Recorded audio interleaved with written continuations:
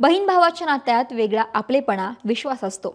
भांडणं, मजा मस्तीसोबत दोघेही एकमेकांच्या संरक्षणासाठी कायम पुढे असतात.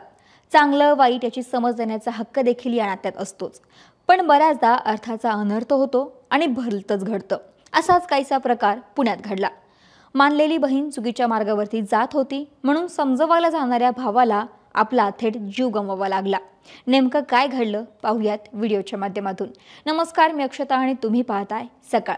पुण्यातील मांगडेवाडी परिसरातील एक तरुण सॉफ्टवेअर इंजिनियर होता. सौरभ स्वामी आठवले असे या तरुणाचं नाव. सौरभ हा आपल्या परिसरातील एका अल्पवयीन मुलीला बहीण मानायचा. तिच्या आयुष्याची काळजी घेणारा, तिला योग्य मार्गावरती ठेवणारा. पण सौरभच्या या बहिणीचं एका मुलाशी प्रेमसंबंध होते आणि तो मुलगा सौरभला फारसा काही पटायचा नाही. सौरभनं बऱ्याचदा आपल्या बहिणीला समजवण्याचा प्रयत्न केला, पण ती काही ऐकायला तयार नव्हती आणि तिचा प्रियकर सुद्धा तिची पाठ काही सोडत नव्हता.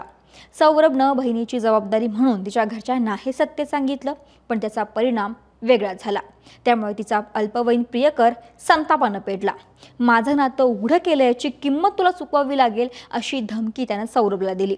सौरभला वाटली धमकी आहे म्हणून त्यानं कानाडोळा केला. अशात 18 ऑगस्टच्या रात्री सौरभ आपल्या घरातून बाहेर पडला. त्यानंतर तो परतलाच नाही. दुसऱ्या दिवशी घरच्यांनी भारतीय विद्यापीठ पोलीस ठाण्यामध्ये बेपत्ता झाल्याची तक्रार दिली.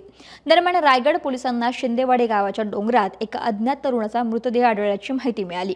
रक्ताने माखलेला, धारदार शस्त्रांच्या वारांनी विदीर्ण केलेला तो मृतदेह पाहून पोलिसांनाही धक्का बसला.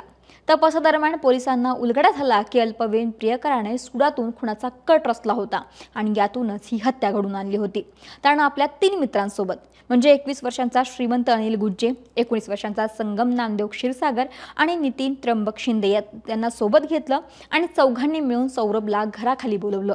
जबरदस्तीनं गाडीवरती बसवलं आणि दुर्गम डोंगरावरती नेलं. तिथून निर्घुणपणे धारदार शस्त्रांनी त्याच्यावरती सपासप वार केले आणि हल्ला चढवून त्याचा जीव घेतला. या प्रकरणी रायगड पोलिसांनी तांत्रिक पुरावे आणि CCTV फुटेज यासोबतच गुप्त माहितीच्या आधारे आरोपींना ताब्यात घेतलं. गुन्ह्यातील ॲक्टिवा, स्प्लेंडर, मोटारसायकल आणि मोबाईल फोन आणि हत्यारं जप्त करण्यात आली. भोर न्यायालयानं आरोपींना 28 ऑगस्टपर्यंत पोलीस कोठडी सुनावली आहे.